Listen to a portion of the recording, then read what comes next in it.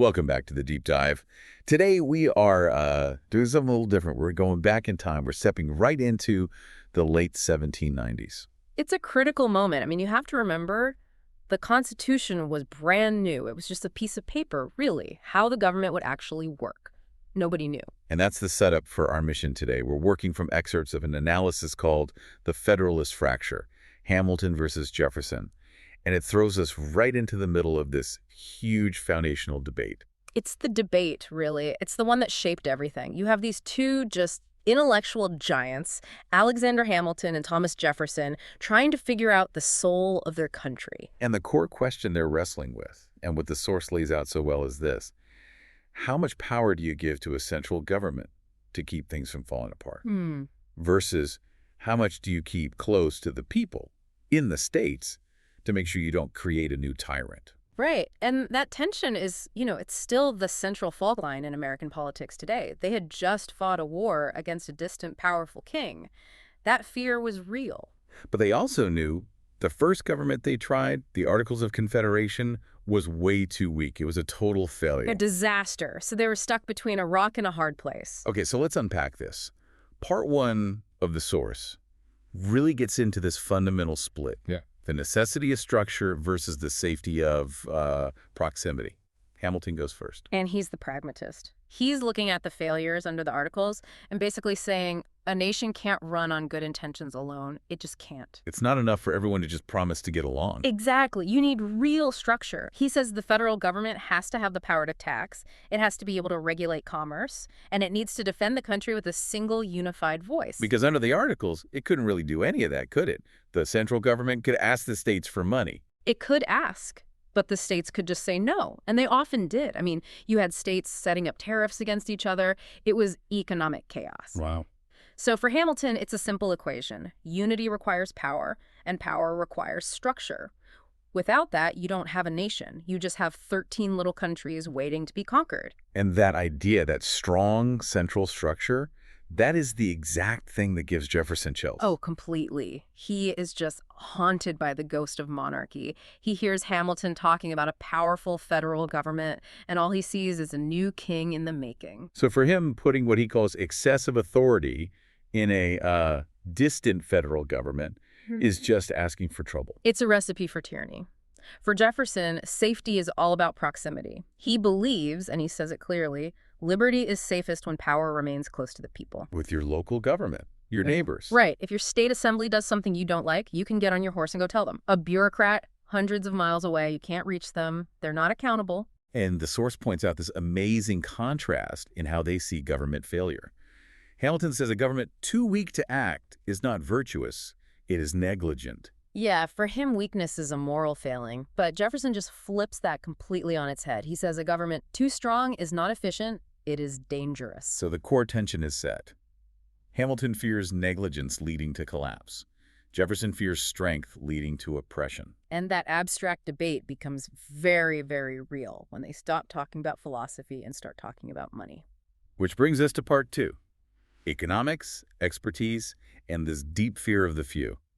Hamilton really pushes his case here, saying, running a country isn't a hobby. No, he's pretty blunt about it. He says, farmers do not negotiate treaties or manage national credit. He's basically saying this new nation needs expertise, coordination, and discipline. It needs professionals. It needs professionals. Yeah. And his plan involved the federal government taking on all the war debt from the states, which would tie them to the central government, and critically, creating a national bank. The first bank of the United States. Yeah. And this is what leads to that incredible sort of sarcastic comeback from Jefferson. It's perfect. Hamilton lays out this complex financial system, and Jefferson's response is just, and bankers apparently. It says so much in 3 words, doesn't it? It's everything. It's his entire suspicion that Hamilton isn't building a system for everyone. He's building it for a new financial aristocracy in the cities, for the wealthy speculators. But Hamilton has a defense for this, right? He says credit is the lifeblood of a nation. He does. He's not sentimental about it. He argues that if other countries don't trust you to pay your debts, you don't have a country. Your independence is just, a piece of paper. You have to be taken seriously. I remember reading in the source that he even called national debt a national blessing, which sounds completely insane. It does sound crazy, but his logic was that if the wealthy people in the country owned government debt, they would have a direct financial stake in the government's survival. Debt could create loyalty. Wow. Okay, but that's where Jefferson's moral alarm bells just go off the charts. He sees that lifeblood and thinks it might come with chains attached. Yes, that imagery of chains is so important to him. He sees this as a system that mortgages the future. It creates permanent debt that our children will have to pay, and it gives all the power to this unelected class of financiers. So for him, a powerful treasury just invites corruption. He'd rather have a republic of independent states than an empire managed by accountants. That phrase is just brilliant. It perfectly captures the divide. One man sees financial experts as saviors. The other sees them as the managers of an empire that will crush the common person. This is such a fundamental conflict, which leads us right into the final part of their debate, the big philosophical trade-off, order versus freedom. Right. This is where they make their closing arguments. Hamilton tries to argue that strength and liberty aren't enemies. He actually calls them partners. How does he figure that?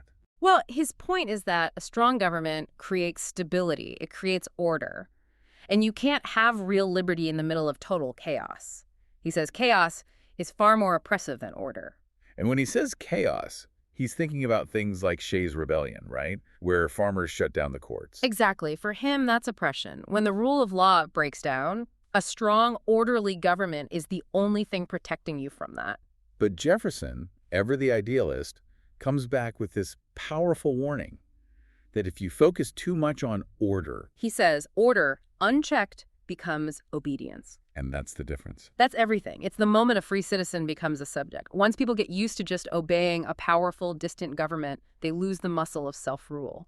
And the source material ends with this really stark choice. Hamilton basically admits, yes, he would trade a measure of freedom for efficiency.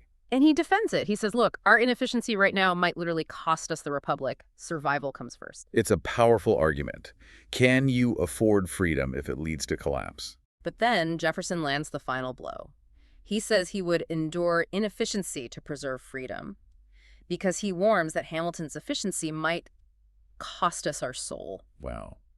The republic versus the soul. It's an irreconcilable difference, and their final messages to the public are so simple. Hamilton's last word is, think nationally. The Union has to come first. And Jefferson's is the exact opposite. Right. Think locally, because, as he says, power, once you give it away, is rarely surrendered willingly. The moderator in the source just concludes, history will judge whose vision prevails. And Jefferson has this quiet little reply. It usually does. So let's bring this home. What Yeah. does this all mean for us? We've got Hamilton, the centralizer, focused on stability, and Jefferson, the localist, focused on liberty. Well, the main takeaway has to be that this debate never ended. This tension is like the basic operating system of American politics. You see it everywhere. Everywhere. Think about any big national issue, a pandemic response. Hamilton's ghost is arguing for a single, national, expert-led strategy. Jefferson's ghost is arguing that local communities have to make their own decisions because a one-size-fits-all rule from the capital is tyranny. So it's still about where you think the real risk is. Is it a central government getting too powerful? Or is it a bunch of separate states being unable to solve a huge problem together? That's the question, and that really brings us to the final thought we want to leave you with. Go for it. When does that noble desire for efficiency, for solving big problems quickly and effectively, when does that cross the line and start to chip away at essential freedom? And looking at the world today, which vision do you think better addresses the challenges we face now? Is it stability protected by strength, or is it liberty protected by proximity? A lot to think about. You've got the arguments. Now you have to weigh the evidence for yourself. That's all for this deep dive. Thanks for joining us. We'll see you next time.